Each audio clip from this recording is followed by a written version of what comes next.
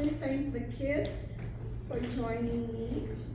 I know it was almost impromptu.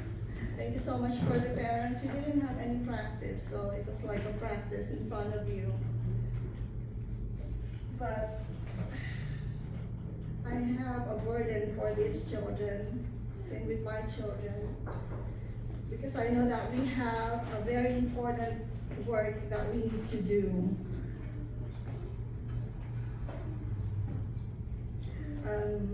For the next generation. If you have heard of the sermon of Brother Dwayne Lemon in the last Amazing Facts Youth Conference, one of his sermons, he said that these children, the youth, the young generation, they are the secret weapon that God will use in the last days. Whoever made a schedule to put me first, be giving the sermon among the women, I could feel that I am his favorite. No kidding, but I couldn't say no. And I was actually praying, what topic would I give to this church? I am glad that we don't have to be perfect to be of use to God. We just need to be humble and willing.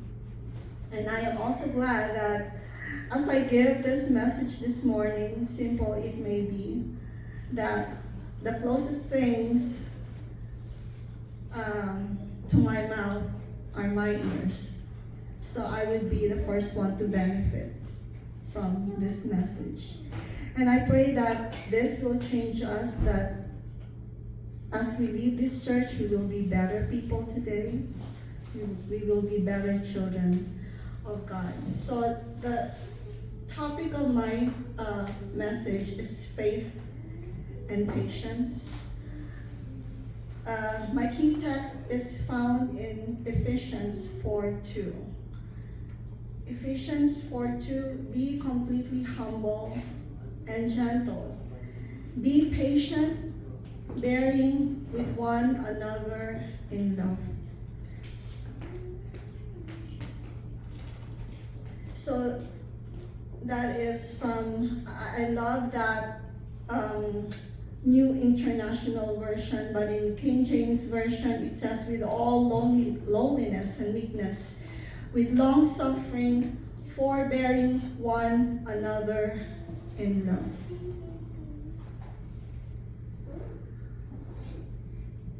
I want to start with my personal experience.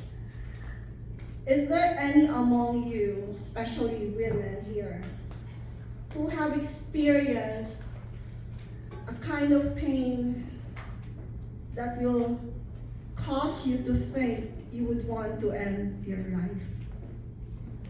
Have you experienced that extreme kind of pain that you would want to end everything? Well, as many of you know, one of the worst pain that I have experienced was the trigeminal neuralgia. You may have been hearing this over and over again, but there is one lesson that I have learned from that experience. Now, what is trigeminal neuralgia for those who are not in the medical field? It is an intense, stabbing, electric-like kind of pain that will come to you without any trigger. People who've had this for 3 years, usually at the 3rd year of their life, would end their life. Because it may be hard for you to relate to it, but I can. And I have experienced labor pain, and I said trigeminal neuralgia. Labor pain compared to trigeminal neuralgia is nothing. There were moments when I was bargaining with God. I said, I will trade this for labor pain. Just give me labor pain every night. But then I was also asking God, Lord, why did you let this happen to me? I was already skin and bones from enduring the pain. I've never experienced any pain like that. I may be the only one who is, one of the few who is advocating this. It is because most of the people who are suffering this, they are silent sufferers. They cannot talk because the moment you move any fiber of your muscle here, it will give you that kind of pain. And one episode of the pain is more than enough to really knock you down the whole day. But then what happened to me and a lot of people was it would come like every 30 minutes at night. And then during the daytime you couldn't eat because you're just in so much pain. So even very basic things like brushing your teeth, washing your face, you're very slow. Even taking your steps, you feel like you're walking on eggshell. You want to be careful, or else the moment you jar just one little nerve, it will give you that pain again. So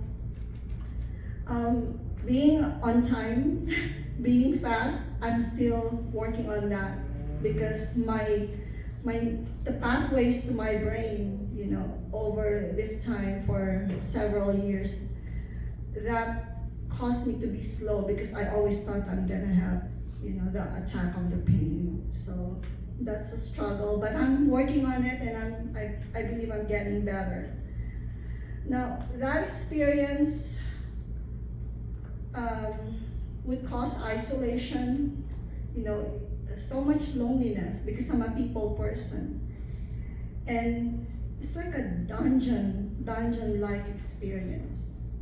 There's a feeling of defeat every time you had that. So you forget your accomplishments in life, your personality, anything positive in your personality, being cheerful, even your talent. I've forgotten everything when I had that. But thank God, He sustained me. There was one time, and you all knew that by God's grace, He led me to my cure.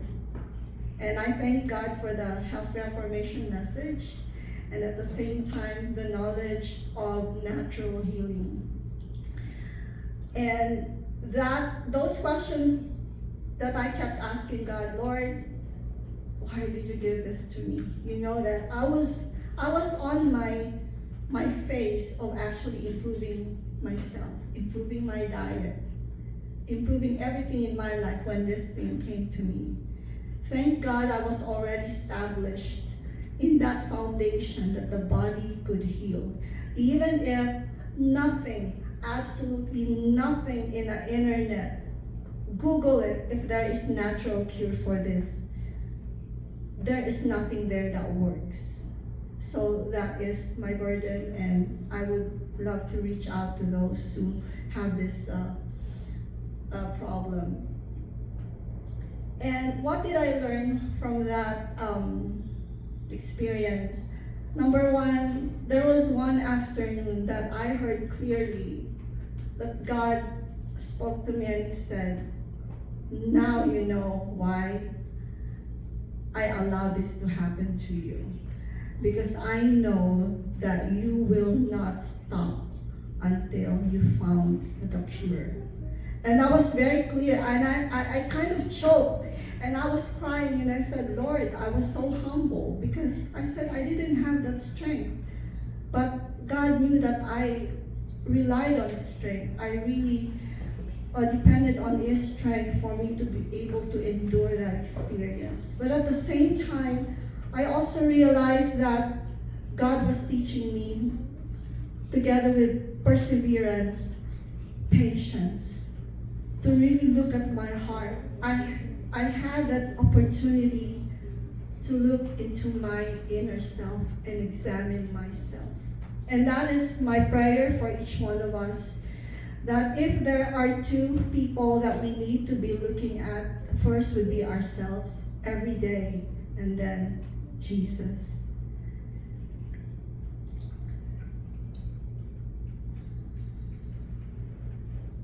I have embraced that trial, and I knew it was for my own good. It was for the perfecting of my character. And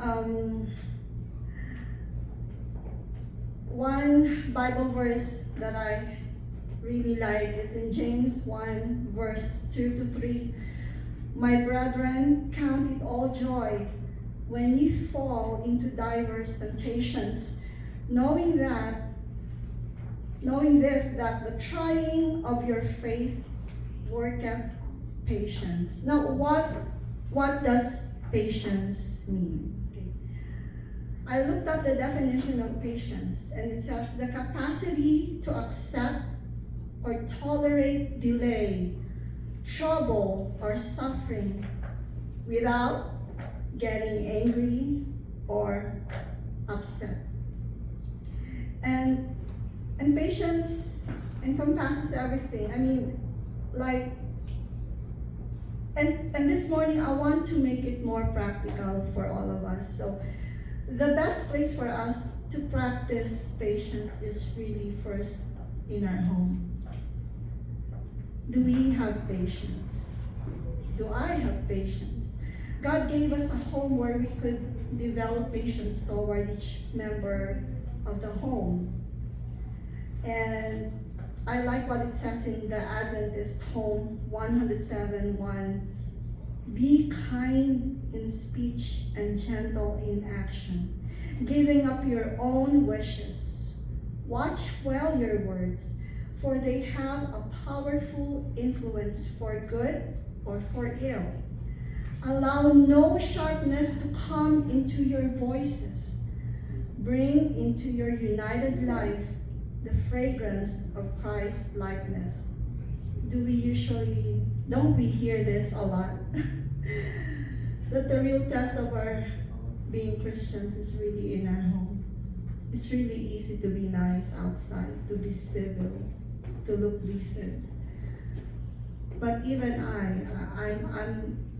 I'm guilty myself, and we all are, especially when it comes to children, that we lose track of this. So God really wants us to be first perfect in our home life before we reach out to others. And what's the meaning of trigger? Trigger, something that will make you upset. Aggravate. Yeah. Now, do we have triggers in our lives? Yes. Like, don't push my button. My spouse is like, Yeah, you triggered me. Do we have those? If we have triggers in our lives, we have to remember what Christ has gone through when he was being abused before he was crucified. Those whom he has created were physically abusing him, hurting him, hitting him, slapping, spitting, and even the worst that was being done to him by the Roman soldiers.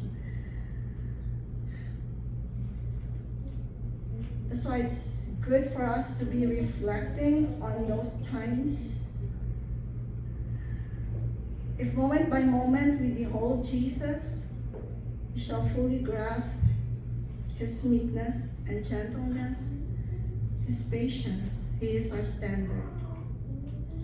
In Adventist Home 109.1, a house with love in it, where love is expressed in words and looks and deeds,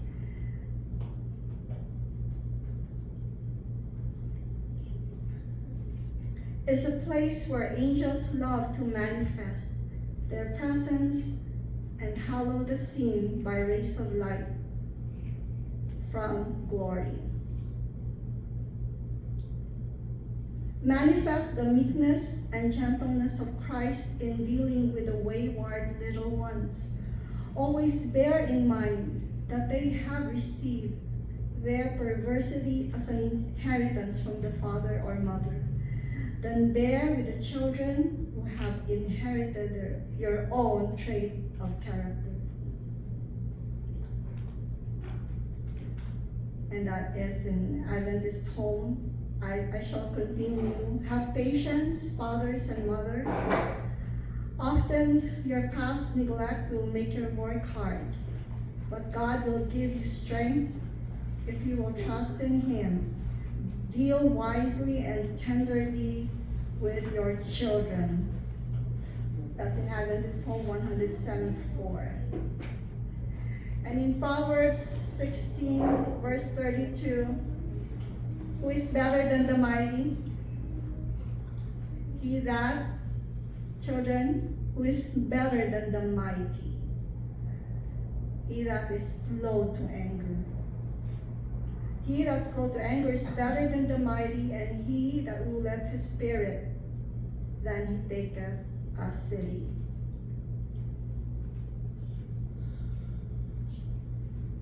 And for the parents again, Adventist Home 193. Rule your children with tenderness and compassion, remembering that their angels do always behold the face of my Father which is in heaven. If you desire the angels to do for your children the work given them of God, cooperate with them by doing your part. You know, I really thank God that God has given us the light of health reform. Jesus knew exactly where to start, and that was really the test of appetite. When I embraced the health reformation message, and I knew that I had to start with the appetite, it was not because I felt better than anybody. It was because it was a recognition for me that there is a heavy work that I need to do for myself. I had problem with temper in the family. I was very authoritative because I was the eldest, and I could be physically, aggressive too. Whenever I got really upset, we were 5 children and we were teenagers. When I was triggered, I would say bad words. And then I reflected on myself and I said, Lord, how could I improve? And I was convicted, and I knew I had to start with my diet. So the first few months, I really felt the difference in my temper. I was more controlled. There's more self-control. There's more calmness. And so I really appreciated the God that we have, because as I look into all the counsels of Ellen White, especially with the health, I realized that we really have a God who cares so much for us. He's so detailed in everything. And with how much we have fallen into, we really needed this as our guide as we walk our Christian life. And I also realized God taught me that joy is only full when we are solid with our surrender to God. When we try, when we commit, and it's not dependent on our strength. You just give Him the consent. Give Him the go signal, Lord, work on me. I cannot change myself. And it always starts with appetite. And God is looking for people who would love Him with all their heart, with all their soul, with all their minds. And as I come to a close, I pray that we would reveal Christ fully in our looks and manners and the tones of our voice. Love should be seen in the looks and manners and heard in the tones of our voices. So that someday we will be part of those whom God will honor in the end. In Revelations 14 verse 12, he says, here is the patience of the saints. Here are they that keep the commandments of God and the faith of Jesus. May that be a fulfillment even in our home life. May God be praised this morning. Amen.